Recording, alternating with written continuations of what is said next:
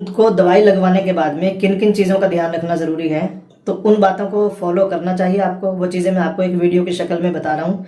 तो अगर आप इन चीज़ों का ध्यान रखेंगे तो आपको किसी भी तरह की कोई तकलीफ नहीं होगी, कोई दिक्कत का सामना नहीं करना पड़ेगा। और जिन भाइयों को बाल गिरते हैं, हेयर फॉल हो रहा है, बाल बहुत पतले हो गए हैं, उनके लिए दवाई किसी काम की नहीं है। उनको चाहिए कि कपिंग थेरेपी कराएं, हिजामा कराएं। हिजामा से टॉक्सिक ब्लड रिमूव हो जाता है, नए ब्लड का सर्कुलेशन हो करा के एक दिन पहले 2 दिन पहले शेव करा लें, फिर दवाई लगवाएं तो आपको बहुत अच्छे रिजल्ट मिल सकते हैं। दोस्तों, आप सभी का स्वागत है हमारे यूट्यूब चैनल में। मैं हूं डॉक्टर हकीम यासीन, हिजामा सेंटर, जीरकपुर डिस्ट्रिक्ट, मोहाली, पंजाब। और दोस्तों, हमारे यहाँ पर हिजामा कपिंग थेरेपी से बहुत सारी बीमारियों का हम इलाज करते हैं। मेरे यूट्यूब चैनल पर आप पीछे की वीडियो जा करके देख सकते हैं, उसमें हमने क्या क्या बीमारियों का इलाज किया हूँ, आपको रिजल्ट मिल जाएंगे। और आयुर्वेदिक यूनानी दवाइयों से भी बहुत सारी बीमारियों का हम इलाज करते हैं। और इसी तरह से जिन भाइयों को बालों में कीड़ा लगा हुआ है, एलोपेशिया है, और बाल छोटे छोटे आते हैं, बेबी हेयर्स आते हैं, लेकिन वो रीग्रो नहीं होते, बढ़ते नहीं, तो उनको ग्रो करने के लिए, बढ़ाने के लिए, उनके लिए एक हम दवाई लगाते हैं बालों में। जिनको कीड़ा लगा हुआ है, एलोपेशिया है, तो उनको दवाई लगवाने के बाद में किन किन चीज़ों का ध्यान रखना ज़रूरी है, तो उन बातों को फॉलो करना चाहिए आपको। वो चीज़ें मैं आपको एक वीडियो की शक्ल में बता रहा हूँ। तो अगर आप इन चीज़ों का ध्यान रखेंगे तो आपको किसी भी तरह की कोई तकलीफ नहीं होगी, कोई दिक्कत का सामना नहीं करना पड़ेगा। और अगर आप इनको फॉलो नहीं करेंगे, इनको इग्नोर करेंगे, तो फिर आपको उसमें कुछ नुकसान उठाना पड़ सकता है। कोई आपको थोड़ी परेशानी, आपको स्वेलिंग, थोड़ी एलर्जी, थोड़ी स्किन में प्रॉब्लम आ सकती है, तो उसके जिम्मेदार आप खुद होंगे। तो इसलिए इन चीज़ों का आप ध्यान रखें, इनको फॉलो कीजिए ताकि आपको किसी भी तरह की परेशानी ना हो। नंबर 1, दवाई लगवाने के बाद में, जब आपने दवाई लगवा ली है किसी भी जगह, तो उसको 10 मिनट के बाद आपने वॉश करना है अच्छी तरह से। ठीक है ना, सही तरीके से वॉश करें, उसको धो लें। और धोने का तरीका ये रहेगा कि या तो आप सर को इतना आगे झुकाएं, इतना झुका करके सर को धोएं कि पानी आपके माथे पर ना आए।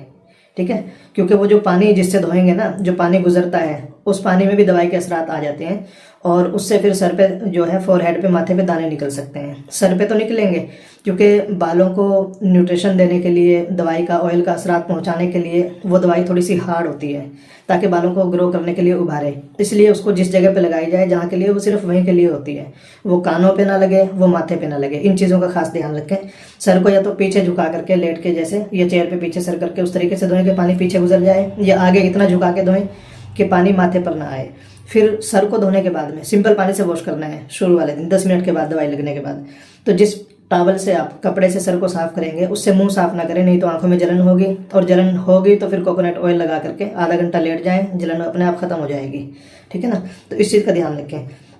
जिस कपड़े से आपने सर को वॉश कर लिया, साफ कर लिया है, उससे आप उसको माथे पर या चेहरे पर या आंखों में ना लगाएं। हाथों को आप साबुन के साथ में धो लीजिए। फिर आपने क्या करना है, रोजाना दिन में 3 से 4 बार नारियल का तेल, जिसको कोकोनट ऑयल भी कहते हैं, सिंपल लैंग्वेज में गोले का तेल भी कहते हैं उसको, तो ये खोपरे का तेल, तो कोकोनट ऑयल आपको, ये जिस जगह पे आपने दवाई लगवाई है उस जगह पे 3 से 4 बार अप्लाई करें। अगर आपको माथे पे थोड़ी रेडनेस आ रही है, एलर्जी टाइप की, तो वहां पर भी आप लगाएं। ये 3 से 4 दिन आपको, अगर दाने भी छोटे छोटे निकलते हैं, इसमें कोई घबराने की बात नहीं है, ये खत्म हो जाते हैं। ठीक है ना, उसके बाद आपको 4 से 5 दिन के बाद में शैम्पू करना है। शैम्पू लगाएं, साबुन लगाएं, किसी का अपना बनाया हुआ शैम्पू वो भी कर सकते हैं। 4 से 5 दिन में जब शैम्पू से आप इसको अच्छी तरह धोएंगे, सर को, पूरे हेड को, तो वो पानी आप पीछे से ही उतार दें, आगे ना लाएं, या फिर आगे इतना झुका करके धोएं कि वो दवाई के असरात होते हैं सर में, वो आपके फेस पे ना लगे, नहीं तो आंखों में जलन करेगा। इस चीज़ का आप ध्यान रखें। और जिनको बालों की प्रॉब्लम है, उनको चाहिए कि उस तरह लगवा के, शेव करा के, एक दिन पहले 2 दिन पहले शेव करा लें, फिर दवाई लगवाएं तो आपको बहुत अच्छे रिजल्ट मिल सकते हैं। अगर ज़्यादा अच्छे रिजल्ट चाहते हैं तो शेव करा लें, नहीं तो मशीन लगवा लीजिए, या फिर बालों में अगर लगवाने हैं तो उसमें रिजल्ट देर से आते हैं। और दवाई कम से कम आपको 4 से 5 बार लगवानी चाहिए। हर हफ्ते भी लगवा सकते हैं, 15 दिन बाद भी लगवा सकते हैं, आप महीने के बाद भी लगवा सकते हैं, जैसे आपको सूटेबल पड़े, आपका टाइम जैसे निकले उस हिसाब से आप 5-4 दिन आगे पीछे हो जाए, कोई हर्ज की बात नहीं है। लेकिन 4 से 5 बार लगवाना चाहिए, ताकि धीरे धीरे करके आपको रिजल्ट अच्छे मिले। और जिन भाइयों को बाल गिरते हैं, हेयर फॉल हो रहा है, बाल बहुत पतले हो गए हैं, उनके लिए दवाई किसी काम की नहीं है। उनको चाहिए कि कपिंग थेरेपी कराएं, हिजामा कराएं। हिजामा से टॉक्सिक ब्लड रिमूव हो जाता है, नए ब्लड का सर्कुलेशन हो जाता है, और बाल की जड़ मजबूत हो जाती है, बालों को न्यूट्रिशन मिलता है। जैसे पेड़ पौधों में हम खाद डालते हैं ना, और वो हरे भरे हो जाते हैं, तो यही काम है। एक ज़मीन में गुड़ाई होती है, जहाँ पे पेड़ पौधे लगाए जाते हैं ना, खुरपी के साथ में, किसी औजार के साथ में गुड़ाई करते हैं, तो हिजामा गुड़ाई का काम करता है, और फिर नए ब्लड का सर्कुलेशन होकर बालों में जान पड़ जाती है। तो अगर उस तरह लगवा के आप हिजामा कराएंगे तो एक बार में आपको बहुत अच्छे रिजल्ट मिलेंगे। लेकिन एक महीने में 3 से 4 बार, 5 बार हिजामा कराएंगे तो सोने पे सुहागा हो जाता है। ठीक है। जिन दोस्तों को बाल पतले हैं, हेयर फॉल नहीं रुक रहा है, तो शर्तिया बता रहा हूँ मैं, आप शेव करा के कराओ, एक बार में हेयर फॉल आपका रुक जाएगा। 3 से 4 बार एक महीने बाद कराएंगे तो बहुत अच्छे रिजल्ट आएंगे। और अगर कोई भाई शेव नहीं करा सकते तो ट्रिमर लगवा लें, मशीन लगा के हिजामा करवाएं।